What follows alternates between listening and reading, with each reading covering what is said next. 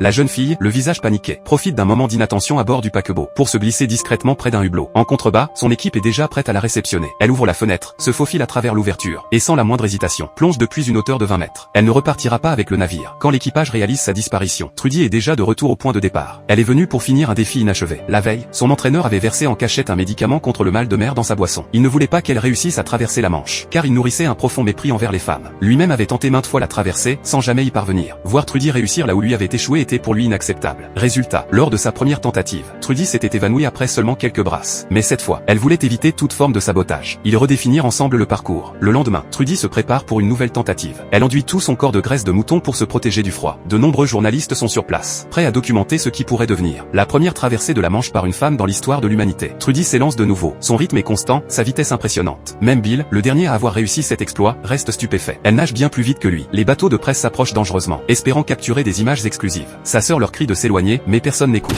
Jusqu'à ce qu'un coup de feu éclate. C'est Bill. Il tire en l'air. Éloignez-vous d'elle. Son avertissement porte enfin ses fruits, et les journalistes battent en retraite. Sous la protection de Bill, Trudy peut poursuivre sans encombre. Mais bientôt, son père aperçoit une tache rouge à la surface. Devant elle, une nuée de méduses. Bill l'avertit à l'aide d'un petit tableau. Contourner les sèmes rallongerait le trajet de beaucoup. Sans hésiter, Trudy décide de foncer droit dedans. Tout le monde retient son souffle. Trudy s'engage dans le banc compact de méduses. Même Bill, d'ordinaire si calme, est tendu. Il sait combien leurs piqûres peuvent être douloureuses. Trudy est piquée à plusieurs reprises. Mais elle ne s'arrête pas. Elle finit par traverser la zone. Le corps meurtri. Elle se laisse flotter un instant pour reprendre son souffle. Un court répit, puis elle repart. Elle nage encore longtemps. La lumière baisse. Le brouillard tombe. La visibilité devient presque nulle. Bill aperçoit soudain deux épaves droit devant. Il manque de peu une collision. La mer est agitée, et le bateau guide risque de heurter les rochers à tout moment. Bill recommande d'interrompre la tentative. Sans bateau guide, Trudy risque de se perdre. Mais elle continue, déterminée. Peu à peu, elle s'éloigne du bateau. La nuit tombe complètement. L'océan devient une étendue noire. Trudy réalise alors. Elle est perdue. Se perdre dans la mer, en pleine nuit, c'est risquer sa vie. Prise de panique. Elle nage un peu vers l'avant, puis vers la gauche. Mais chaque direction lui paraît fausse. Elle est déboussolée, seule, engloutie par la nuit, submergée par le désespoir. Depuis un moment déjà, aucune nouvelle d'elle n'a été transmise par radio. Sa mère, en silence, prie pour qu'elle soit en sécurité. Ils avancent le long de la côte, lanterne en main, à la recherche de Trudy. Mais les petites flammes sont impuissantes face à l'immensité noire de la mer. Soudain, la sœur de Trudy remarque une lueur derrière elle. Des centaines de femmes sont venues spontanément sur la côte, et allument feu après feu le long du rivage, espérant qu'elles guideront Trudy dans l'obscurité. À la dérive dans la mer noire, Trudy ne remarque rien, jusqu'à ce qu'elle tourne la tête.